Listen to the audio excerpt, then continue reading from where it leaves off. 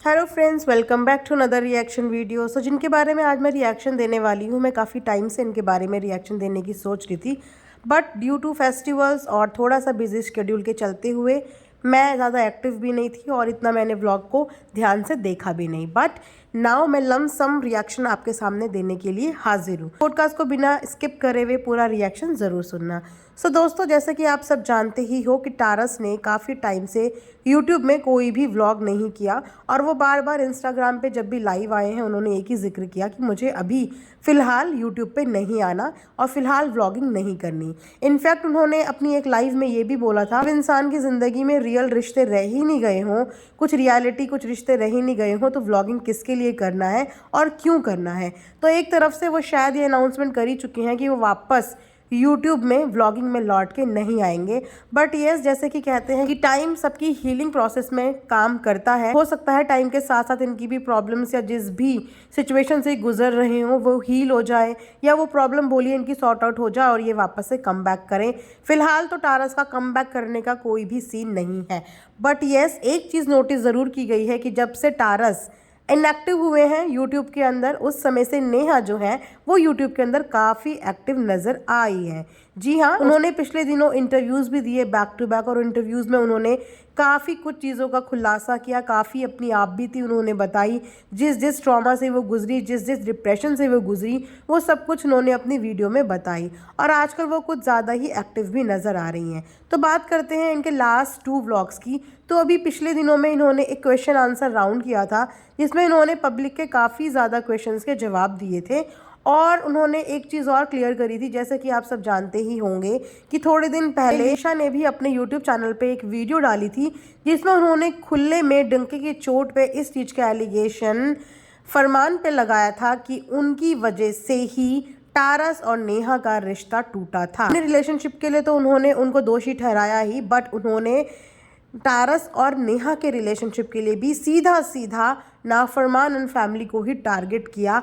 वहीं पे अगर बात करें नेहा की, तो जो पिछले दिनों इंटरव्यू हुआ था उसमें नेहा नाफरमान फैमिली की तारीफ करते हुए थक नहीं रही थी। उन्होंने ये भी बोला था कि मैं जिस डिप्रेशन के माहौल से गुजर रही थी उस समय मेरी हेल्प करने वालों में सबसे पहले नंबर पे नाफरमान एंड फैमिली ही थी और वो इस चीज़ के लिए उनकी थैंकफुल भी है।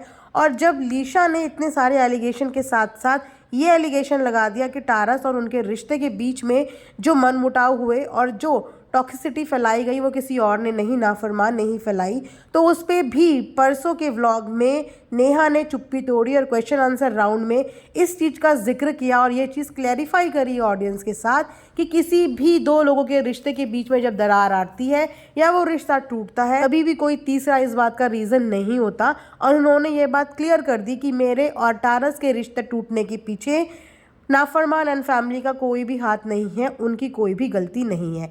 वैसे अगर देखा जाए तो एक समय पे ये दोनों बहुत अच्छे गहरे दोस्त थे, दोनों ही फैमिली एक दूसरे के काफ़ी करीब थी। काफ़ी सारी वीडियोस में हमें दोनों ही फैमिलीज़ एक साथ देखने को मिली। यहाँ तक कि जब टोमल की शादी थी उस समय पे भी नाफरमान ने एक भाई की पूरी भूमिका निभाई थी और शादी में शरीक हुई थी। उसी के साथ साथ जब पब्लिक ने टोमल को ट्रोल करना शुरू किया और उनके नए रिश्ते में बहुत सारी अड़चनें और परेशानियां डेवलप हुई, उस समय पे भी नाफरमान की फैमिली ने सामने से खड़े होकर खुले में सपोर्ट किया और ऑडियंस से यही रिक्वेस्ट करी कि उसकी पास्ट की वजह से उसकी प्रेजेंट लाइफ को हैम्पर ना किया जाए। वही वक्त था कि टारस और नेहा के बीच में भी बहुत सारी प्रॉब्लम्स चल रही थी और दोनों ही अपनी प्रॉब्लम्स को इतना ज़्यादा मैस्ड अप कर चुके थे कि मुझे नहीं लगता कि अब वो प्रॉब्लम सॉल्व किसी भी बुनियाद पे हो सकती हैं, बिकॉज बहुत सारी ऐसी चीज़ें दोनों ने एक दूसरे के अगेंस्ट में बोल दी, चाहे वो कैरेक्टर को लेके हो, चाहे वो फिनेंशियली हैम्पर करना हो। मतलब कहते हैं ना, साम दाम दंड भेद, उन्होंने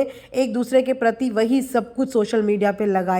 और उस समय पे तो सामने से ये बात किसी को पता ही नहीं थी कि कौन पीछे से किसकी क्या मदद कर रहा है या कौन किसको क्या समझा रहा है। लेकिन अब नेहा ने आके सब कुछ क्लियर बताया है कि उनको बहुत सपोर्ट मिला है। तो इसका मतलब यही है कि कहीं ना कहीं टारस ने बहुत ज़्यादा गलतियां करी थी और उन गलतियों की वजह से, नाफरमान से उनकी दोस्ती के बीच में भी दरार आ गई। वो होता है ना कि जब कोई इंसान गलती करता है और सामने वाला उसे समझाने की कोशिश करे तो उसके ऊपर उस समय अहंकार और अहम इतना हावी होता है कि उसको दुनिया में सब अपने दुश्मन दिखते हैं और वो सही चीज़ को समझना ही नहीं चाहता।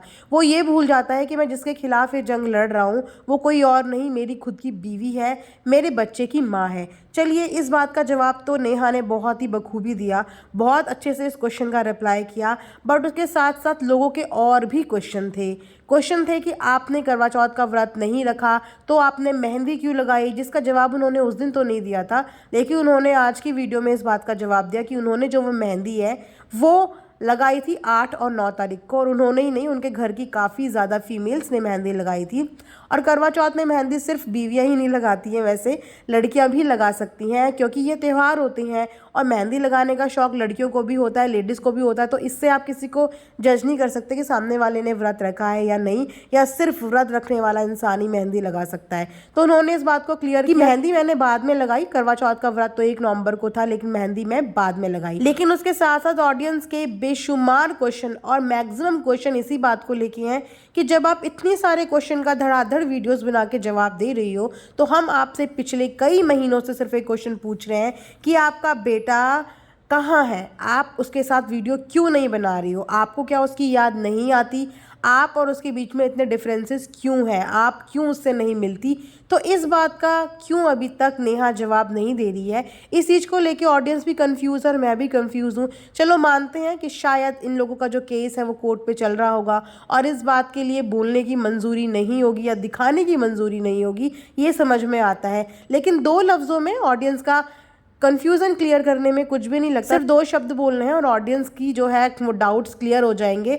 वरना ऑडियंस इसी तरीके से आपके और आपके मातृत्व के ऊपर सवाल उठाती चली जाएगी। जहां आप दूसरों की इमेज क्लियर कर सकते हो, दूसरों के बारे में आके बात कर सकते हो, वहां पे जब ऑडियंस आपके ऊपर उंगली उठा रही है तो आप उसके लिए जवाब क्यों नहीं दे रहे हो। क्योंकि बच्चे को लेके ये दोनों ही टारस और स्नेहा काफ़ी प्राइवेट चले गए हैं और हो सकता है कि कुछ इनके पास लीगल ऑर्डर्स हो जिसकी वजह से ये बच्चे के बारे में जिक्र नहीं कर रहे हैं, बात नहीं कर रहे हैं। बट डेफिनेटली देखो, चीज़ें तो ज़रूर बैक कैमरा चल ही रही होंगी और मिलते भी होंगे, बट जिक्र नहीं करते। वो इनकी क्या मजबूरी है वो तो फिलहाल पता नहीं, हो सकता है कि आने वाले टाइम पे इस बात का जवाब भी दे दे, क्योंकि आजकल क्वेश्चन आंसर राउंड कुछ ज़्यादा ही चल रहे हैं। तो अगर इसी तरीके से ऑडियंस क्वेश्चन करती रही तो नेहा एक ना एक दिन इस बात का जवाब भी दे देगी कि आखिर वो अपने बच्चे से क्यों नहीं मिलती, या उन्हें उसकी याद नहीं आती, या वो अपने काम में इतना बिजी हो चुकी है कि अब उसे बच्चे की ज़रूरत ही नहीं है। तो ये भी बात है कि काम करना इंपॉर्टेंट होता है, क्योंकि अगर काम नहीं करेंगी तो पैसा कहाँ से आएगा, और पैसा नहीं आएगा तो बच्चे को और खुद को कैसे अच्छा भविष्य दे पाएंगी। फिलहाल वो अपनी मम्मी के साथ रहती हैं, लेकिन एक बच्चे के पालन पोषण के लिए आपको सर के ऊपर छत से लेकर हर वो चीज़ चाहिए होती है जो सिर्फ आपकी अपनी पर्सनल हो। और उसमें जैसे कि आप जानते हो कि इनकी फाइनेंशियल कंडीशन की क्या बैंड बजा चुके थे इनके एक्स हस्बैंड ही बोलेंगे, तो अब इनको वापस से खड़े होने के लिए जी जान तो लगानी पड़ेगी। अब भले ही उसमें लोग इन्हें क्रिटिसाइज़ करें या कुछ भी बोलें, बट मुझे ऐसा लगता है कि जैसे ही ये सेटल हो जाएंगी, फाइनेंशियली इंडिपेंडेंट हो जाएंगी अपने बच्चे की और अपनी टेक केयर करने के लिए, तो डेफिनेटली ये आगे बढ़ के कुछ ना कुछ बताएंगे। तो चलो तब तक के दिन का इंतजार करते हैं। आई होप कि वो दिन नज़दीक आए और बच्चों को माता पिता दोनों का इक्वल प्यार मिले। बच्चे को देखिए ऑडियंस का दिल भी खुश हो जाए, जो ऑडियंस बच्चे के लिए बहुत ज़्यादा फिक्र करती है। तो यहीं पर आज का रिएक्शन एंड करते हैं। आई होप आप लोगों को पसंद आया होगा। Thanks for watching earth mom Dehradun.